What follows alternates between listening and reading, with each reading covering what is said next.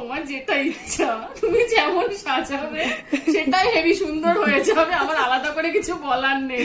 ঠিক আছে।